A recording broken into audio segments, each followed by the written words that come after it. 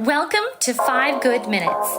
You're listening to today's inspirational message on the book of Hebrews with Kurt Bjorklund.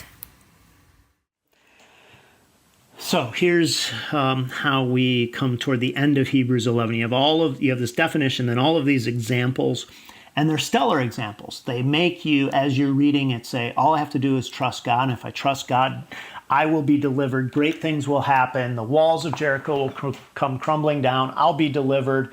I'll be able to deliver people from oppression. You can go down all of this. And then he says this, verse 32, and what more can I say? So now he's going to pile on.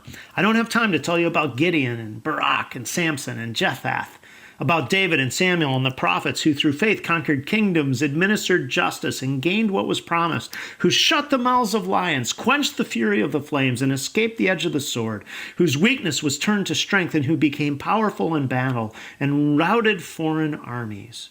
Women received back their dead, raised to life again.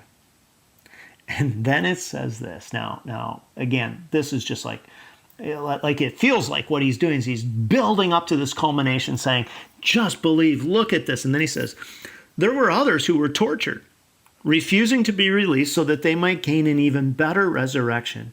Some faced jeers and flogging and even chains and imprisonment. They were put to death by stoning. They were sawed in two. They were killed by the sword. They went about in sheepskins and goatskins, destitute, persecuted, mistreated. The world was not worthy of them. They wandered in deserts and mountains, living in caves and in holes in the ground. These were all commended for their faith, yet none of them received what had been promised, since God had planned something better for us, so that only together with us would they be made perfect. So what is happening here?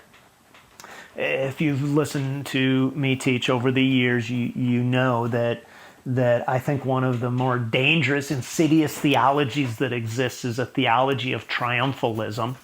And what I mean by that is saying God will do this if I just have enough faith.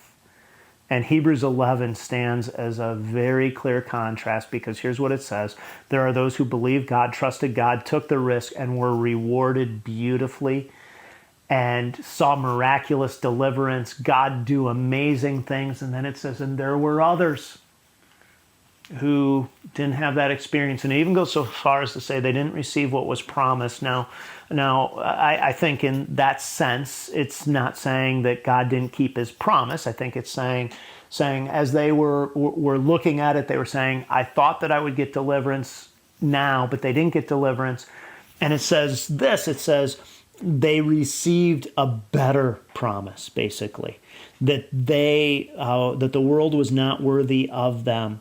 None of them received what was promised, but they had received something better. God had something better for us, that they would be made perfect. So sometimes God does not deliver what we think he should deliver based on our faith, meaning sometimes you will give sacrificially and your finances will take a hit. You'll lose a job.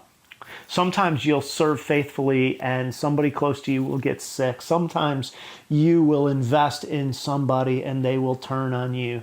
In other words, there is no guarantee, and what Hebrews 11 says, but it's still worth it because God is doing something in you that is better than what you would experience if you simply got the outward working of what you think is so good. This is hard to swallow, but freeing, because it means that you don't demand from God that God gives you the outcome, but instead you say, God, I trust you and it's good no matter the outcome because I know you're working on my behalf in some way.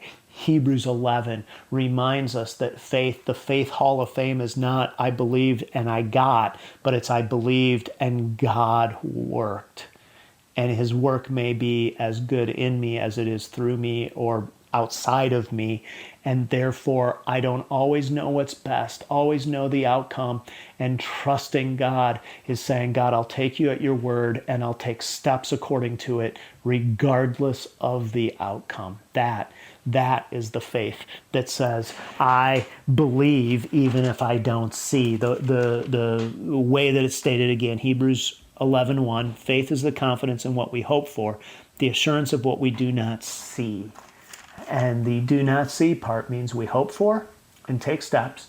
But even when we don't see it, we say, God's still at work. God's still in charge. Therefore, that is where I'm casting my future. That is the faith that God calls us to. Where is your faith on that trajectory today?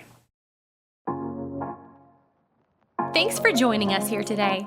There's a lot of great content to explore on Orchard Hill Plus and on the Orchard Hill main feed from the weekend. Have a great day.